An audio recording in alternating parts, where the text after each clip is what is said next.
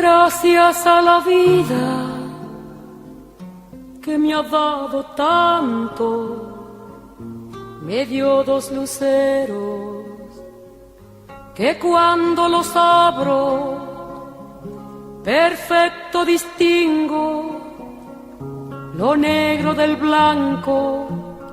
Estamos en otra emisión del programa Poetas Argentinos de la radio de la Biblioteca del Congreso de la Nación. Quien les habla, Claudia Inchile, en la producción Camila Zúnico y en la operación técnica Lara Alonso.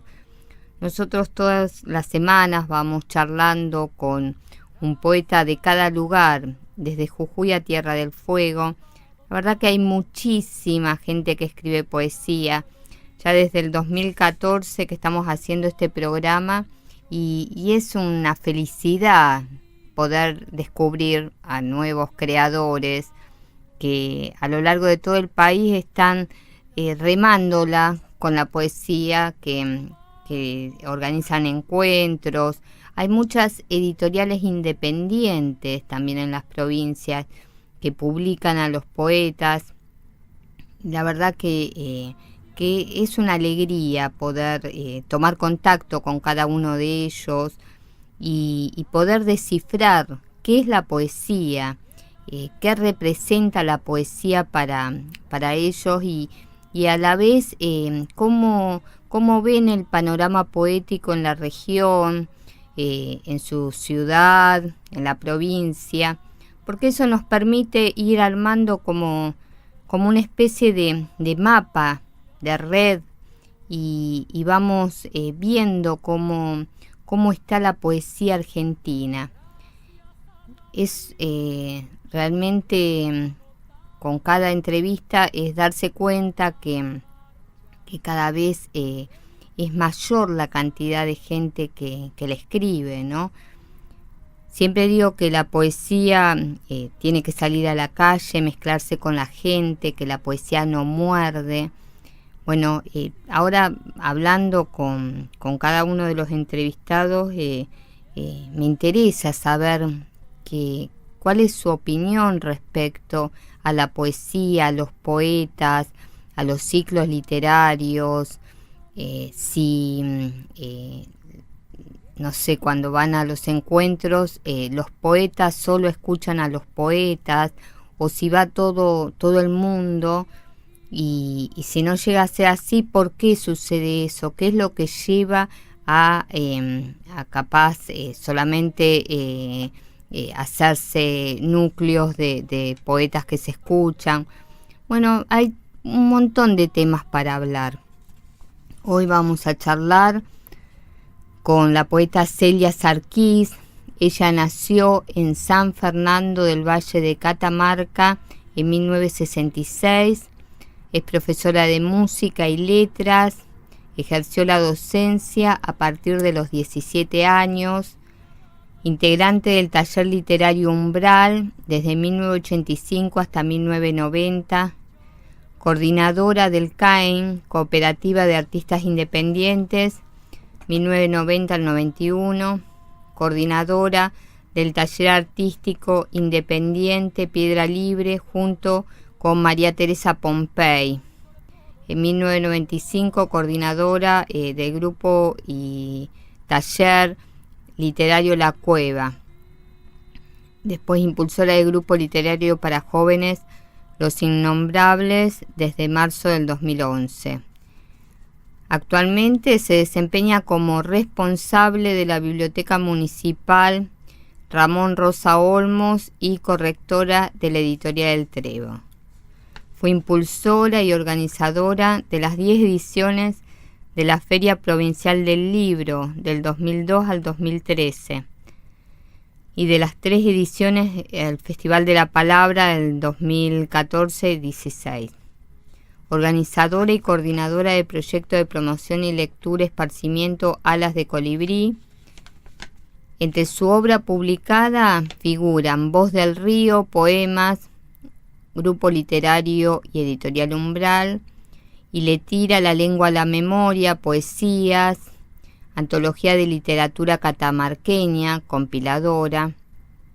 En un principio fue El maíz, el maíz en la cosecha, en la cocina y la cultura catamarqueña, el hueco en la piedra, leyendas populares de Catamarca, la cascarilla, son relatos y cuentos. Entre su obra inédita figuran Eulalia Ares y la Revolución de las Polleras, esta es una novela histórica, y La tierna ferocidad de los días en poesía.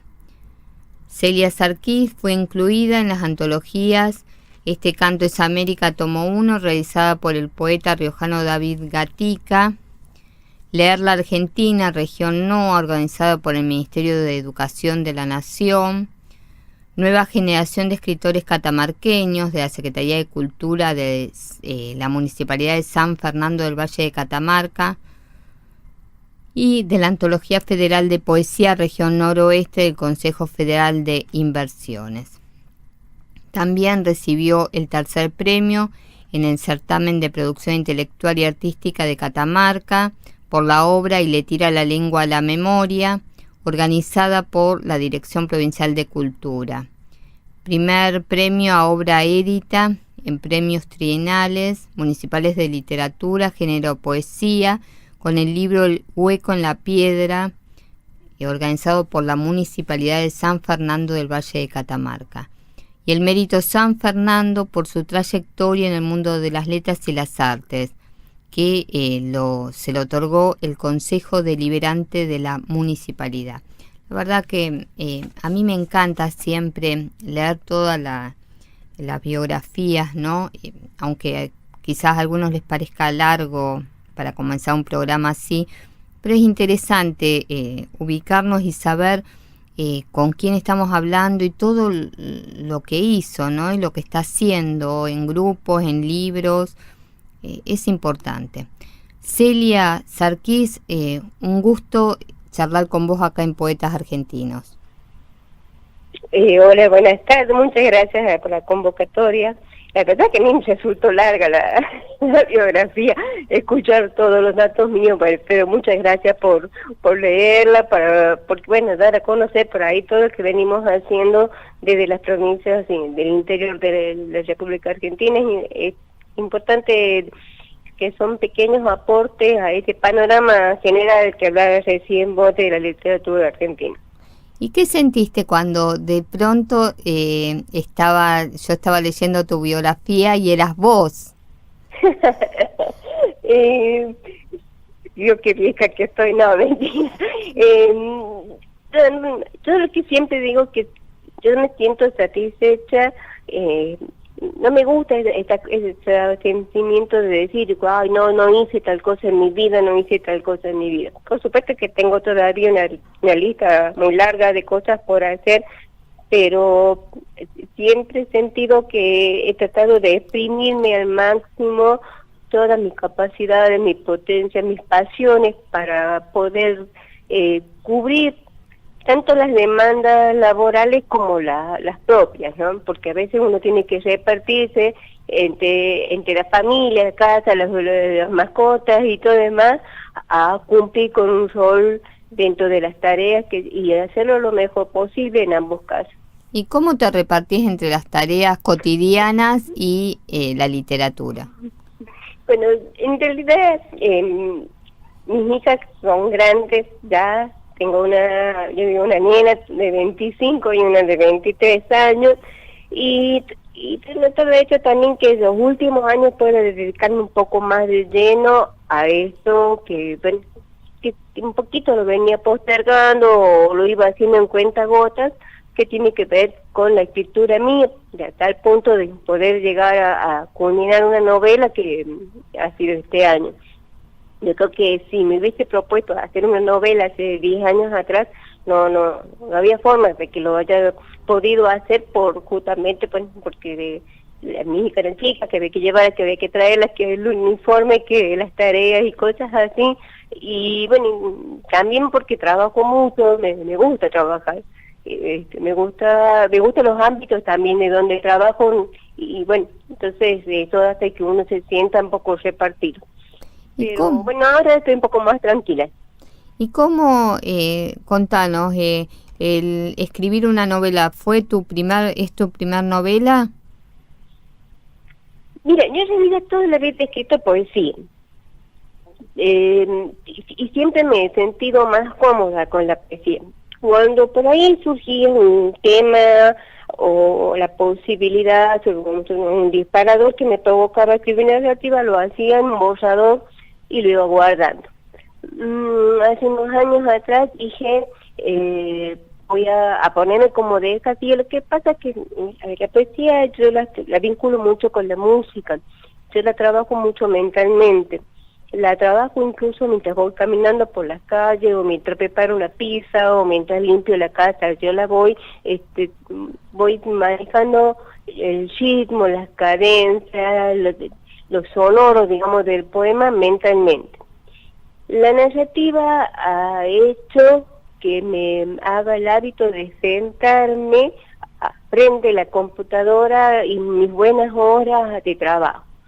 Y bueno, después de ver, lo que hice con la cascarilla fue reunir todo lo escrito anteriormente, que eran cosas muy, muy dispares en el tiempo y en la temática, hasta las voces mismas de los textos, y trabajarlo. Y he sentido que tenía que sí o sí sacarme esa etapa, o sea, reunir ese libro y darle un punto final para poder ya trabajar ya planificando desde un comienzo cuál iba a ser la voz narrativa que iba a utilizar. Y la narrativa histórica ha sido una experiencia nueva para mí, y la verdad estoy muy, muy entusiasmada, me ha gustado mucho. Por supuesto que me ha llevado mucho tiempo de investigación, pero bueno, como trabajo por ahí en bibliotecas, conozco los materiales de Catamarca, conozco los libros donde puedo conseguir de tal tema, de otro, y creo que voy a seguir un tiempo más con esto, con la novela histórica. Vos recién decías la diferencia con escribir poesía, ¿no? De que la relacionás mucho con la música. Contanos cómo la relacionás con la música. Vos sos profesora de música, ¿no? Sí, pero bueno, la historia mía de profesor de música fue muy particular, porque yo tenía 6 años y mi hermana comenzó a estudiar piano. Y mi casa que compró un piano, bueno, también es muy típico de las familias de tiempo atrás, que las mujeres hagamos piano. Bueno, yo no apoyaba el piano, era muy chiquita, levantaba el tapo, jugaba, entonces me mandaron, mi mamá dijo, ajá, así que te gusta el piano, me mandó a estudiar. Hice una carrera de 10 años, comencé a los 7 y terminé a los 17. Cuando yo comencé, yo era muy, muy nenita, tenían que levantar al profesor para que llegue a la butaca porque no podía. Pero no he desarrollado la parte creativa de la música, sino más bien la parte interpretativa. Después abandoné, me recibí, enseñé, pero después en un momento dejé de tocar el piano. Y lo que hice fue aprovechar esa formación rítmica, musical, todo demás, y meterla en la poesía. Entonces yo los poemas, los leo en voz alta para pulirlos, y yo voy trabajándolos sonoramente. Más allá de su contenido, me gusta que el poema vaya acompañando ese contenido, casi, digamos, con los matices que puede llegar a tener una canción. Y ahora contanos cómo fue tu primera relación con la literatura. Bueno, de lo que tengo de decir, recuerdo desde muy nena, me gustaba inventar historias en casa. Tengo la imagen, por ejemplo, con mi madre. A ella le gustaba, en vez de contarme ella cuentos a mí, me hacía que yo le cuente cuentos a ella. Recuerdo así, se imaginan de cierto horario, ya cuando comenzaba a oscurecer, de ponernos las dos a la paz y que ella me pida que le cuente cuentos. Inventaba, pues usaba por ahí los clásicos, los hacía versiones nuevas y cosas así.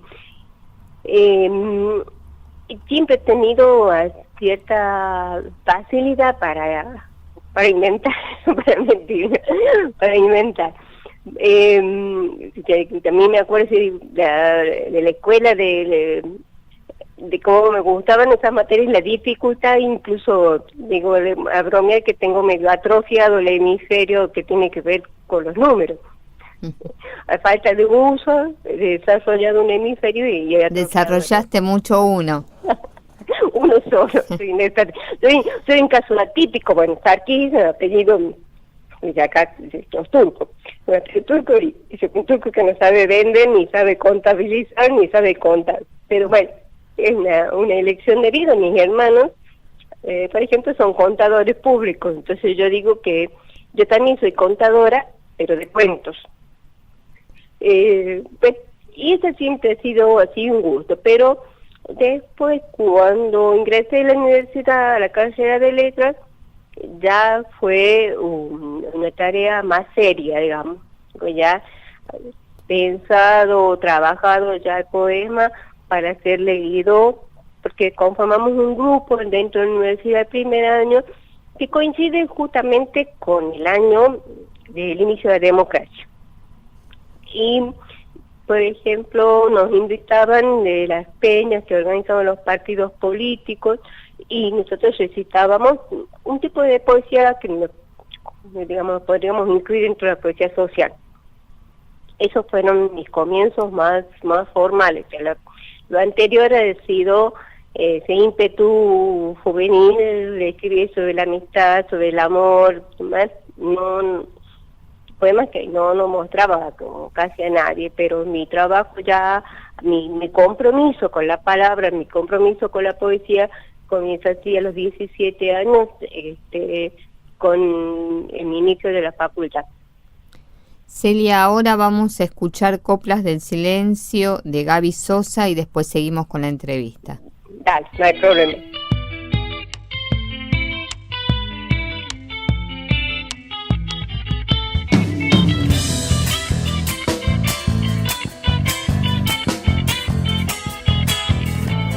En la vida quien pudiera descubrir un momento su sentimiento y cantarle a las cosas que brotan de aquel silencio.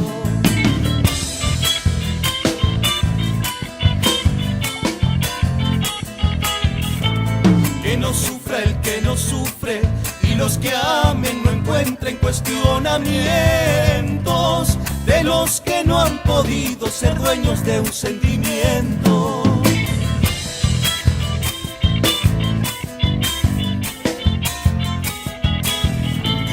Cuando sientan en el pecho la amistad, hagan culto de su presencia y en aromas de sueño perfumen su larga ausencia.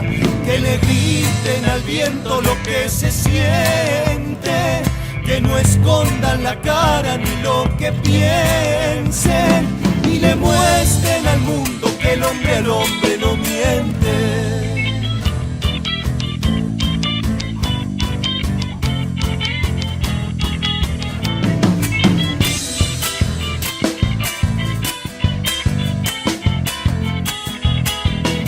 Quien se nutre de las cosas que le ofrece la tierra, pan de sus manos, es respuesta de un sueño que busco en el ser humano.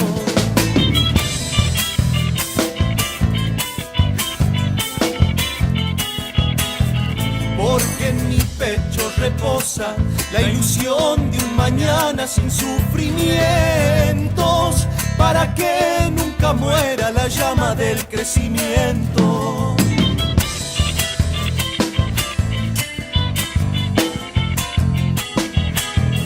En la vida quien pudiera detener un momento ese sentimiento y cantarle a las cosas que guardan tanto silencio, que le griten al viento lo que se siente, que no escondan la cara ni lo que piensen, y le muestren al mundo que el hombre al hombre no miente.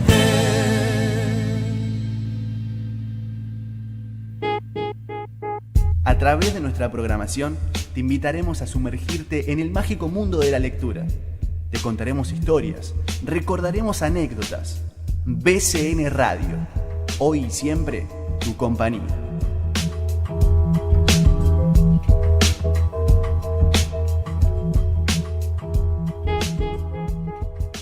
La sala de microfilms de la Biblioteca del Congreso, ubicada en Adolfo Alsina 1835, cuenta con 4 nuevas lectoimpresoras que permiten consultar documentos y obtener impresiones.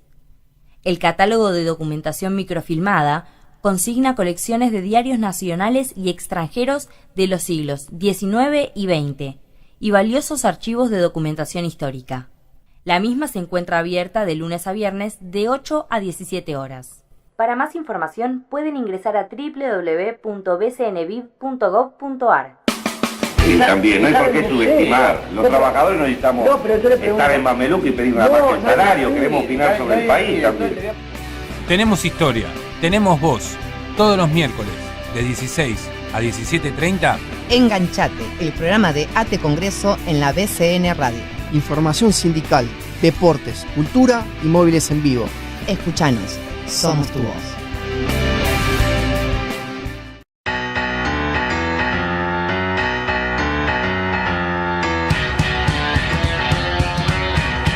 Actualidad, información, actividad legislativa y buena música en BCN Radio.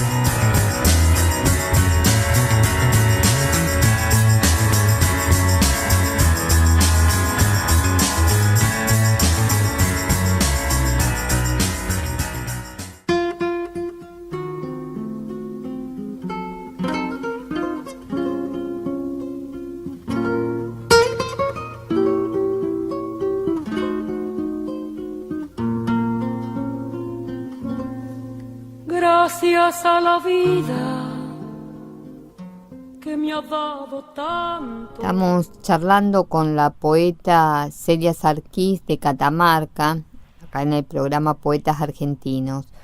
Celia, ¿tenés poemas tuyos para leernos? Por supuesto. Un poeta tiene que tener poemas preparados. A mí me gusta mucho el recitado de poemas. Me gusta mucho decir los poemas de memoria. Ah, mira qué bueno. Eso es, la verdad que está piola porque aparte hay que tener memoria, ¿no? Hay que tener memoria. Bueno, me pasa, por ejemplo, y le tiro la lengua a la memoria, me lo sé el libro completo. Mira. Del hueco a la piedra ya me empezó a costar un poco más y del último me cuesta mucho más memorizar, pero los primeros me los acuerdo prácticamente todos de memoria y me gusta mucho cuando los digo esta cuestión, esto que decía por el comienzo de la poesía, que tienen que salir a las calles y todo lo demás. Me gusta que la poesía sea algo que se diga al otro mirándolo a los ojos, o sea, sea alguna comunicación directa en la persona. Y me gusta mucho que la poesía llegue hacia los espacios donde no suele llegar, que no quede contenida dentro de las paredes de un centro cultural o de una biblioteca, sino que las poesías anden por las calles, como decías vos recién. ¿Y vos, para vos la poesía está en la calle o queda más en los centros culturales? Queda más en los centros, lo que no quita que esté en las calles. Nosotros, eso que vos contabas recién de los datos biográficos, por ejemplo, con el Festival de la Palabra y lo demás, bueno, han sido muchas acciones propuestas para que los poetas tengan sus espacios en el interior de la provincia, en los barrios y todo lo demás. Además, que no figura ahí, pero en un tiempo largo participé de la movida de acción poética, la pintura de poemas, de frases en las paredes. Contanos cómo es eso. Y pues el movimiento Acción Poética es un movimiento que nació en Tucumán, de la mano de momento el nombre, que tiene una consigna muy práctica que es escribir poemas que son fragmentos, hasta 8 palabras de poesía en las paredes con letras mayúsculas, letras grandes, muy visibles, que se puede leer desde un colectivo, que se puede leer cuando uno va caminando y todo lo demás. Con este grupo hemos trabajado aproximadamente 4 años, escribiendo incluso frases de autores catamarqueños, y es muy linda la respuesta, porque la gente, subíamos las fotos de las frases en el Facebook, y la gente contaba esto, yo pasaba en el colectivo, la leí y se me llenaron los ojos de lágrimas. Qué lindo. Eso es un trabajo importante. Por ejemplo, otra movida que hicimos fue la gente subía, los promotores de lectura subían los colectivos y en el recorrido leían un texto, leían un poema. La cuestión de que tiene que estar a mano, en las salas de espera, por ejemplo, también hemos hecho cartillas con autores catamarqueños y todo lo demás. Esta cuestión de acercarla, que la gente gusta de la poesía. Yo creo que sí o sí tiene que tener esa vitalidad. Además, el poeta debe vivir para escribir.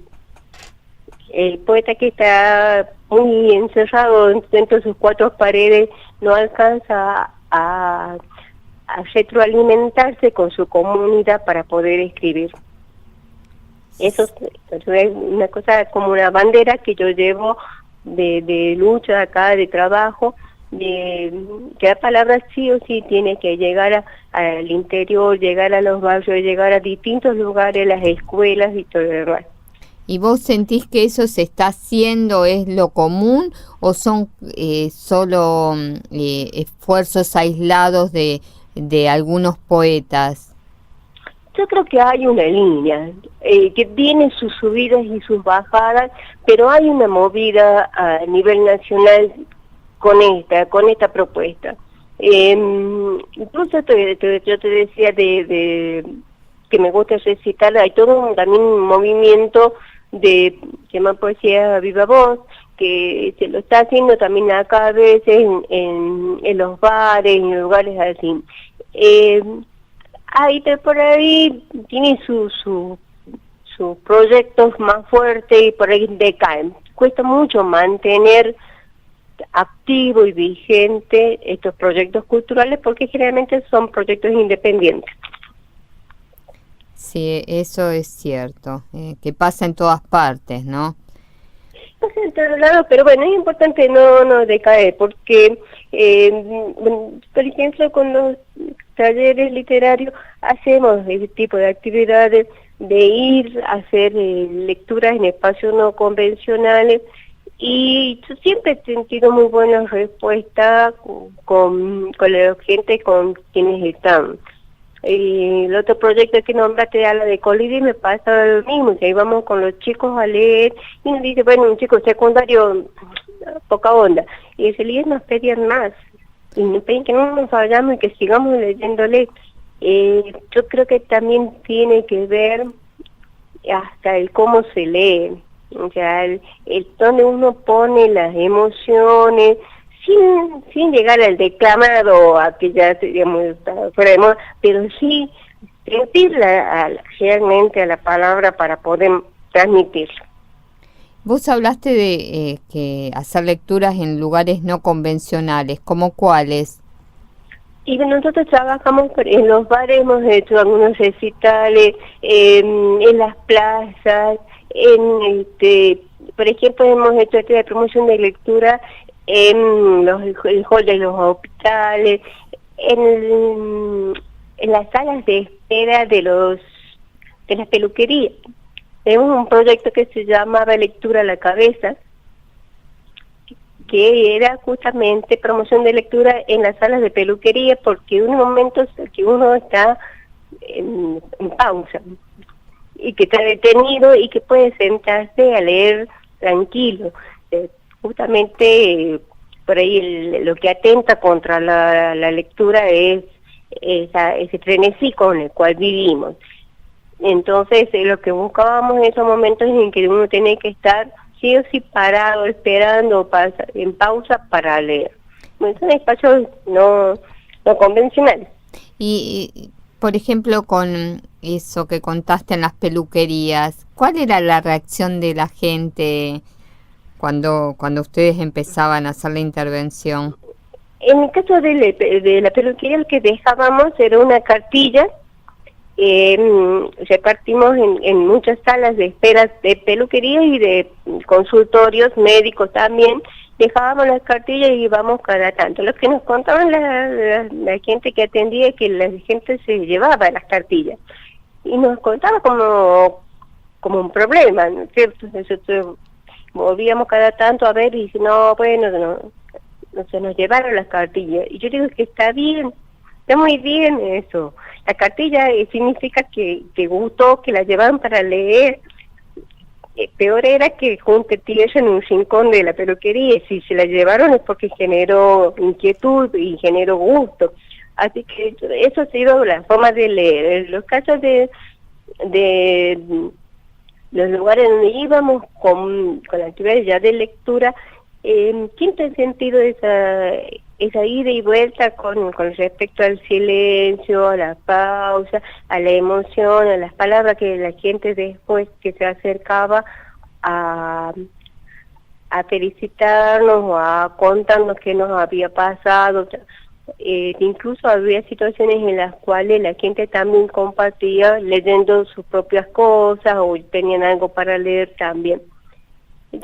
Sí, siempre la cosa me parece muy importante, me gusta más que los espacios donde se lee para escritores. Son las de lectura que lo que se lee, lo que escuchan son los escritores que van a leer después. Claro, es súper interesante. Celia, ¿nos lees tus poemas? Ahí vamos con uno. ¿Te parece? Dale. Bueno, se llama La Casa. Pude irme, alquilar en los pasos, venderla. Pude destruirla arrancando las historias de los muros como si fueran un empapelado viejo. Y hacerla de nuevo, negarme el corazón, inquilina de la vida. Sin embargo, elegí ser en ella llena de escurridizas imágenes que se cuelan.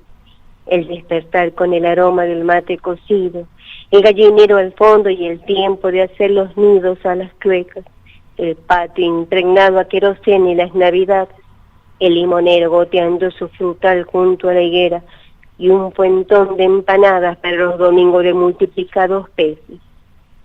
Esta casa es una sábana vieja, rotura y parche, pero cuánto de mí se conserva que no pude seguir siendo sin serla. Muy bueno. Ahora, ¿qué otros poemas nos vas a leer? Este son el libro inédito de La tierna ferocidad de los días, son los últimos. Estoy con mis pasiones entre las manos, arrancada de la sangre, incontenidas, como si fueran lombrices estirpadas de la tierra yerma o podrida. Estoy vivo sosteniendo las pasiones como lombrices que se escapan de los dedos sin saber detrás de qué postigo, en qué nueva simiente, debajo de qué luna creciente enterrarla. Alguien, algo me dice que es un tiempo nuevo y debo otra vez cambiar las máscaras. Este otro del mismo grupo de La tierna ferocidad. Camino en la noche entre ladridos de pechos atolondrados, como si mis pasos hicieran temblar la tierra, o peor aún, como si la tierra hiciera tronar los pasos. Llueve aquí. Hace días que llueve, y es molesta la humedad en los zapatos, en las derrotas, en la mañana próxima gris sin pájaro. Llueve, les digo, y los perros se calman. Hay un pedazo de mi sombra que no figura en la acera y se ha ido a acariciarles el hocico mojado. Este es un tríptico, este es el que leí el primero y este es el segundo. Llueve impiedosamente, somos unos perros que han unido su hogar sin quererlo, aturdidos por las bombas de estruendo. Todo nos asusta, también la mano que se estira para calmar nuestra tembleclera. Yo quizás le gruña y tú pongas un intento de coraje sobre el lomo en un erizo de pelos. Somos esos perros ateridos que deambulan por las veredas reclamando dueños. Pero a la noche, enroscados uno en la soledad del otro, dándonos un calor que no tenemos, tal vez reconozcamos el aroma de esa casa, de ese cariño, y dormidos soñemos que nos pertenecemos.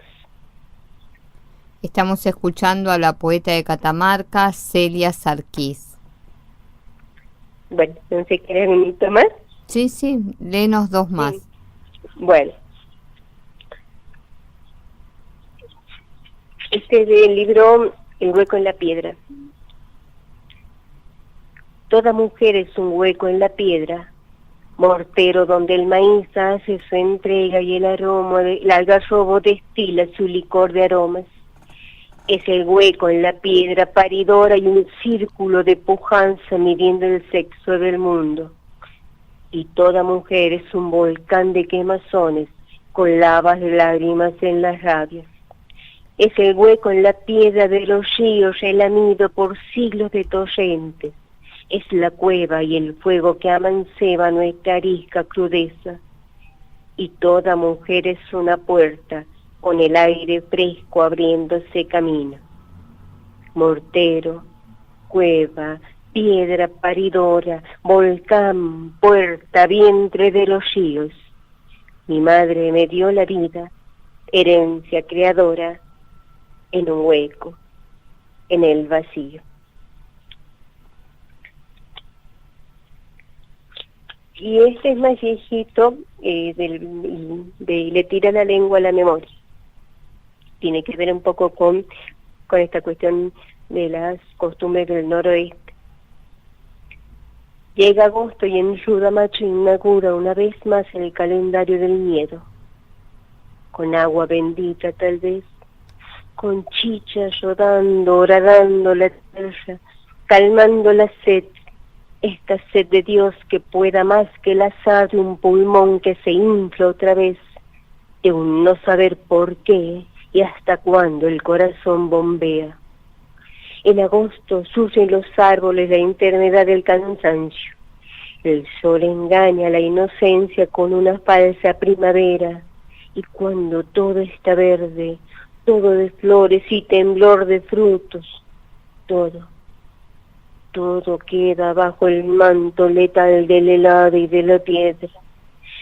Llega agosto y hay que dejarse vivir, que ruede el viento, el día con el viento norte que viene y se lleva los techos, que viene asiado y se lleva a los que no venían muriendo poco a poco, a los que tendrían que seguir viviendo. Llega agosto, debo por mi salud y la de todos ustedes.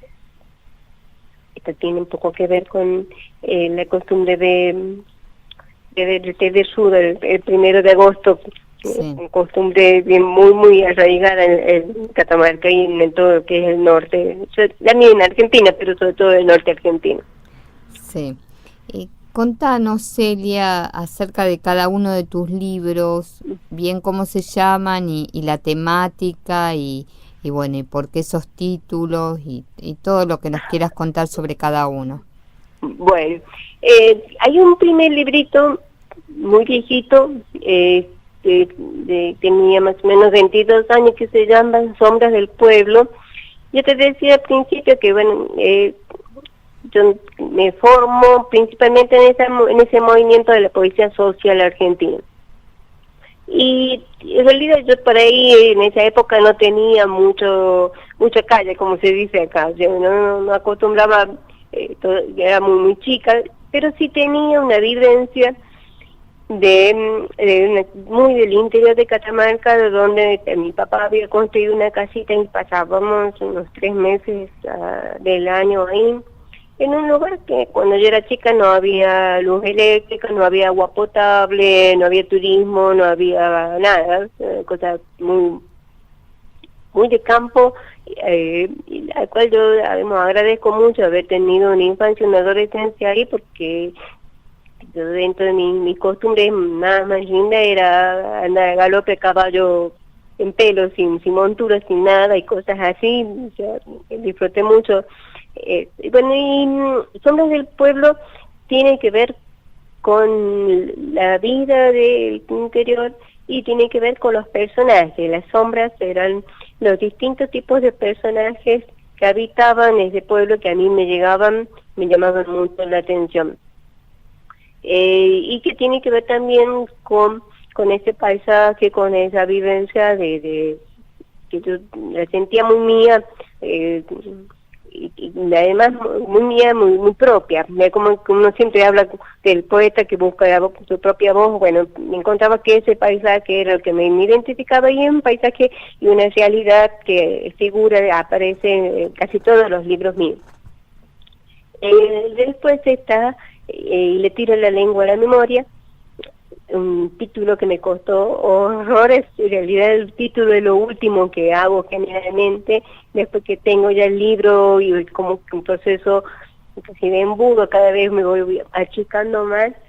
Me costó mucho encontrarlo, y había un poemita que dice: la coca amortigua la boca y abre oídos al viento de la noche. Ahora es una mano que emborracha el fuego y le tira la lengua a la propia memoria. Esa imagen de tirar la lengua, de hacer hablar, de traer al presente todas las vivencias y todo lo demás, y que bueno, me gustó mucho la imagen, o sea, de cuando uno dice, uno le tire la lengua a alguien para que hable. Entonces me gustaba la imagen, además que tiene que ver con una frase popular. Dentro de esa cámara, la mayoría de mis compañeros, amigos, escritores de la edad mía, cercanos, eran varones. Unas únicas poetas mujeres de esa cámara. Y de alguna forma eso también hizo que yo vaya encontrando una voz que represente a la mujer. Y el hueco en la piedra justamente tiene que ver con eso, con lo femenino. Incluso, bueno, el poema que da el nombre al título del libro, el que le leí recién, que tiene que ver justamente como una metáfora de la mujer, el tema de la oquedad, con que tiene que ver también con la fecundidad, con el cobijo, todo lo que para mí de alguna forma representa la mujer como su don de dadora, no tan solo de hijos, porque el tema del femenino pasa mucho más allá de la maternidad. Entonces, el hueco en la piedra es eso, es un poema que ya comienza a hacer un recorrido hacia el tema de lo femenino. La tierna ferocidad de los días, también los títulos me cuestan mucho, pero bueno, tiene que ver ya con una etapa más de adultez, de madurez, que se decía yo, al comienzo la charla, los hijos ya están grandes, yo ya me recibí, ya trabajé, ya me desarrollé. La mirada vuelve en esa etapa hacia adentro de uno mismo. Tiene que ver no tan solo el rol de la mujer en la sociedad, sino lo interior. Y de eso de interior, es primera vez que me animo, entre comillas, a incluir poemas que tengan que ver con el erotismo, con la sensualidad, con el amor, que eran temas que antes no trabajaba y que están presentes en este último libro. Y la cascarilla, bueno, también pasó, también ponía el título, por ejemplo, Dicen de mí, otro relato, y bueno, iba cambiando con los distintos títulos de los cuentos y no me gustaba ninguno. Y leyendo un libro de Rosa Montero, la española, encuentro una frasecita que habla, y dice que ella sabe que no cree en la magia, o sea, que nadie va a hacer un vudú con una novela, pero sí cree en el gran misterio que es la vida, tan misteriosa que apenas raspamos la cascarilla.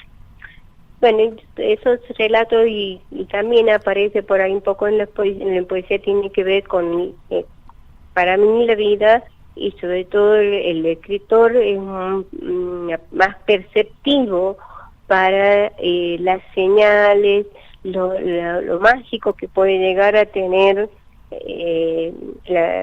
la vida, que a veces que uno anda tan agachado, tan metido con la pantalla que no la ve, pero que el escritor generalmente es más sensible para percibir esas cosas.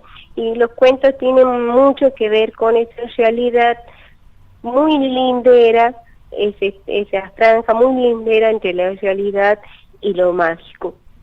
Yo creo que la vida es eso. Yo creo que la vida tiene que ver mucho más allá de lo cotidiano, pero que hay que saber ver eso. Cuento una anécdota de mi casa de campo. Celia, te interrumpo un segundo, ahora vamos a una pausa a escuchar Pachamama de Gaby Sosa y después nos contás la anécdota. Dale.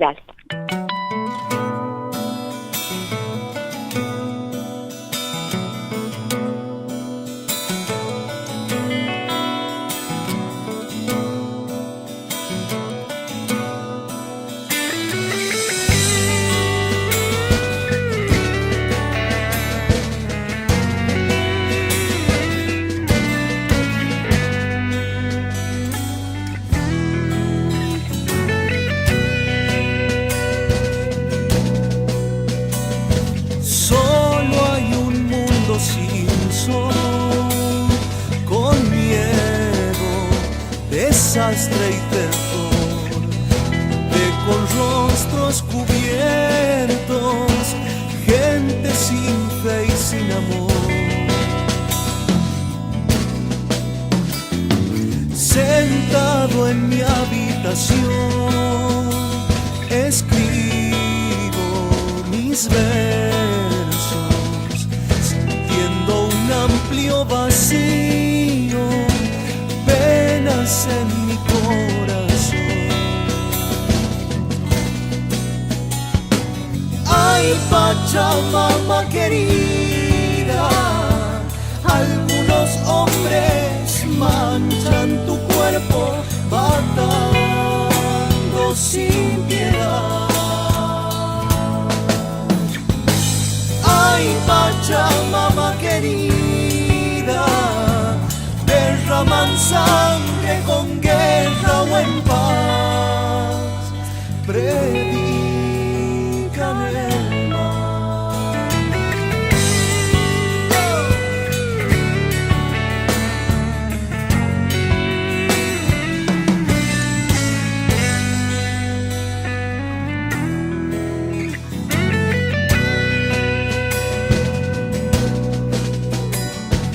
Ya no hay momentos de paz, personas inquietas, de siniestras que esperan sembrar el mundo de mal.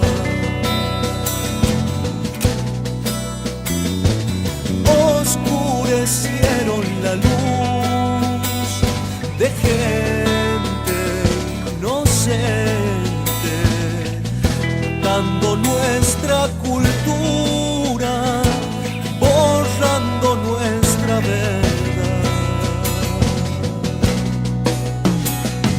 Ay, Pachamama querida, algunos hombres manchan tu cuerpo, matando sin piedad. Ay, Pachamama querida, derraman sangre con guerra o en paz, predican el mal.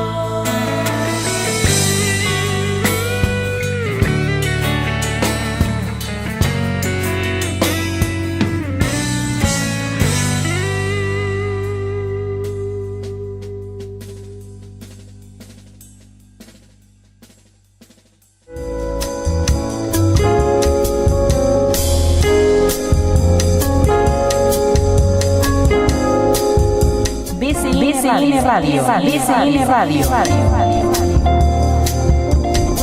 Un espacio para compartir información y cultura.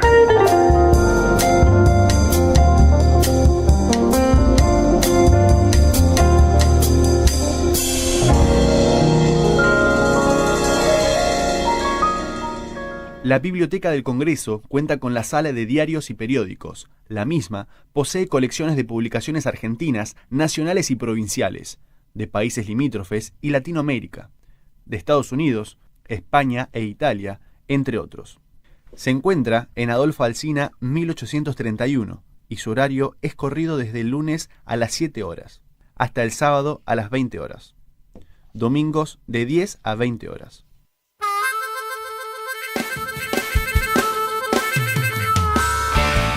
Los martes 21 horas te espero en la Ruta del Rock, la historia del rock nacional contada por sus protagonistas y por supuesto entrevistas con música en vivo, por BCN Radio, la radio de la Biblioteca del Congreso de la Nación. Voy manejando mi coche, camino por la ciudad, día a día, noche a noche. Seguí escuchando BCN Radio.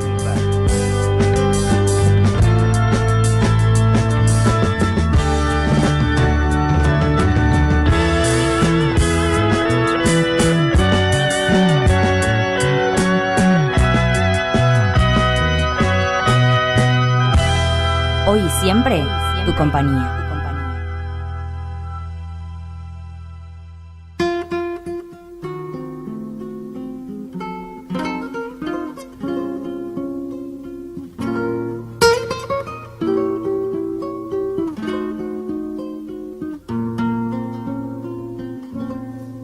Gracias a la vida que me ha dado tanto. Seguimos charlando con la poeta Celia Sarquís, acá en Poetas Argentinos. Celia, ¿y cuál era la anécdota? Bueno, yo construyo el lugar que yo te digo, el campo se llama Guayamba. Ahora es un lugar muy turístico, muy conocido, la zona de la Yunga.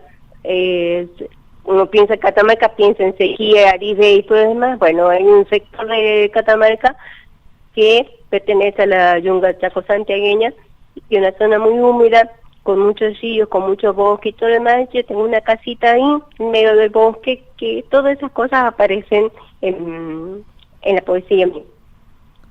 Cuando yo construyo la casa en la zona, digamos, medio alejada del pueblo, con mucho bosque alrededor, y bueno, tenía mis inseguridades porque decía que capaz que estoy cometiendo una locura porque tenía mis hijas de 6, de 4 años y estaba sola con las dos y que bueno, si me pasa algo, todo eso, estaba un poco preocupada por todo eso. Y en algún momento, no sé por qué, giro la cabeza y miro hacia la entrada, hacia la tranquera, y veo un perro que pasa saltando por frente a la tranquera. Entonces me doy vuelta y sigo haciendo lo que estaba yo cocinando y pienso, qué raro el perro. Entonces me vuelvo a dar vuelta y el perro, que no era un perro sino era una corzuela, vuelve a pasar, subiendo. No es que corre, sino que dan como brincos, pequeños saltitos. Bueno, pero una corzuela para mí es como un personaje mítico, porque uno siempre ve la huella, ve que pasa algo por ahí una corzuela, pero son animales que no se dejan ver. Y entonces yo decía, qué impresionante que yo me haya dado vuelta justo en los momentos en que la corzuela bajó y que la corzuela subió. Y me pareció una señal de que estaba haciendo bien, de que ese era mi lugar y que ahí tenía que estar en ese preciso momento.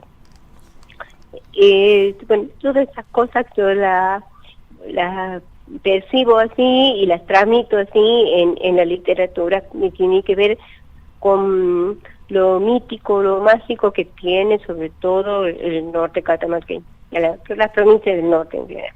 Celia, ¿y cómo ves el panorama poético actual en Catamarca? Mire que la poesía es uno de los géneros más fuertes dentro del NOA, no solo de Catamarca, sino del NOA. Se escribe y se publica mucha poesía. mucho más atrás la narrativa, y mucho más atrás el ensayo, y prácticamente no se escribe dramaturgia. Pero sí hay muchos poetas y hay muy buenos poetas. A mí me gusta mucho la poesía norteña por cuanto tiene todavía esa vinculación con la música que te decía también, esa cadencia, esa coherencia dentro de las metáforas y demás. Yo a veces les digo que nosotros, a pesar de todo lo que podemos llegar a estar pasando, el norteño tiene cierto ritmo de vida que lo hace más pausado, más cercano hacia el hecho poético. Yo le digo, por ejemplo, a mis alumnos, ustedes tienen que pensar que ustedes saben a qué hora van a salir de su casa, saben a qué hora van a volver, duermen la siesta en su casa, comen, almuerzan en su casa. Comparado, por ejemplo, con el hombre de Buenos Aires, que no tiene mucho el horario, no sabe dónde va a comer, no es que la siesta y todo lo demás, como mucho una ruptura en esta cuestión del orden diario que se manifiesta a través de la palabra. La poesía del Catamarca es una poesía más equilibrada de alguna manera. Hay una tradición de excelentes poetas, en el caso de Luis Franco, de Juan Bautista Salazar, que es un poeta fallecido, fue docente de la universidad, y que tiene una poesía que es una cosa precisa, contundente, muy bien trabajada. Hay grandes cámaras de distintas generaciones, y ahora hay grupos de escritores jóvenes escribiendo mucho y que están publicando. Ahora el 30, por ejemplo, tengo que participar en una presentación del libro de Víctor Aybar. La poesía está viva, eso es importante.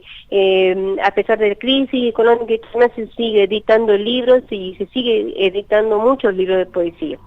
Si vos tuvieras que definir a la poesía con una palabra, ¿cuál sería? Vida. Bueno, muchísimas gracias, Celia, por esta entrevista con poetas argentinos, y bueno, el espacio queda abierto para una próxima vez. Muchas gracias.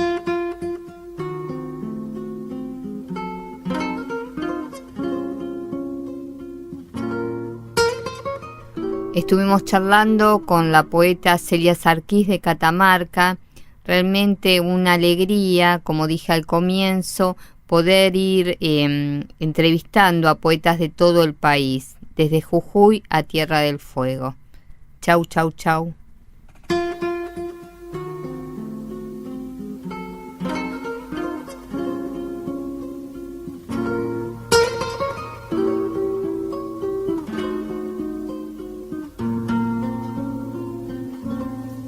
Gracias a la vida que me ha dado tanto, me dio dos luceros que cuando los abro perfecto distingo